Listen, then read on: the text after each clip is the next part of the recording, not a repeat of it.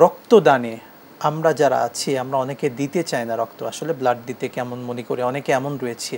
তো আমাদের মধ্যে এই রক্ত দেওয়ার এই ধারণাটা কিভাবে আরো মজবুত হতে পারে বা আমরা এটা কিভাবে আরো বাড়াতে পারি, যদি এই ব্যাপারে কিছু বলতেন।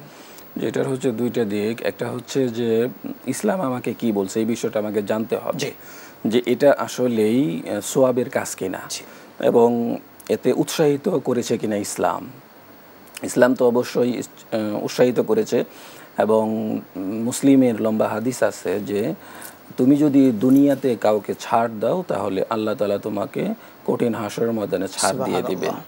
তুমি যদি দুনিয়ার কারো কোনো কষ্ট লাঘব করো তাহলে হাসরের ময়দানে আল্লাহ তাআলা তোমার কষ্টকে লাঘব করে দিবেন।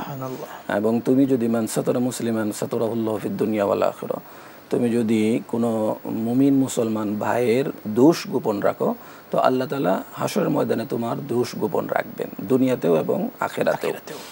তো কষ্ট লাঘব করা, আখিরাতের কষ্ট লাঘব করা, আখিরাতে ছাড় দেওয়া এটা কিন্তু সাধারণ বিষয় না। আখিরাতের বা হাসরের ময়দানের 1 সেকেন্ডের কষ্ট বা 1 মিনিটের কষ্ট, 1 মুহূর্তের কষ্ট সারা পৃথিবীর সমস্ত কষ্ট সমান হবে না।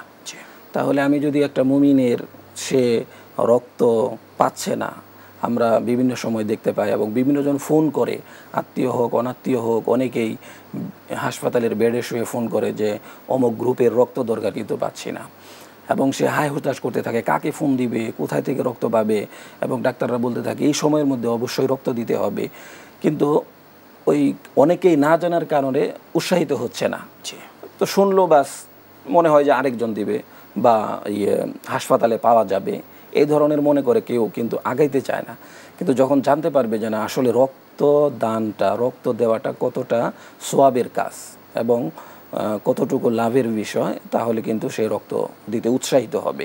তো এই জন্য এই বিষয়টা আসলে আলোচনার দাবি রাখে এবং অবশ্যই এই বিষয়ে আলোচনা করা দরকার। এটা হচ্ছে ধর্মীয় দিক।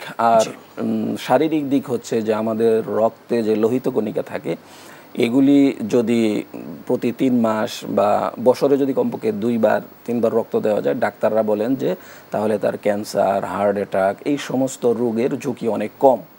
তো এগুলি থেকে তো আমরা এমনিতেই বাঁচতে চাই, কিন্তু এটা যদি আমরা ফলো করি তাহলে একজন মানুষের উপকারও হলো, আমিও উপকৃত হলাম, আবার ধর্মীয় দিক দিয়ে আমিও সোয়াবের ভাগী হয়ে গেলাম।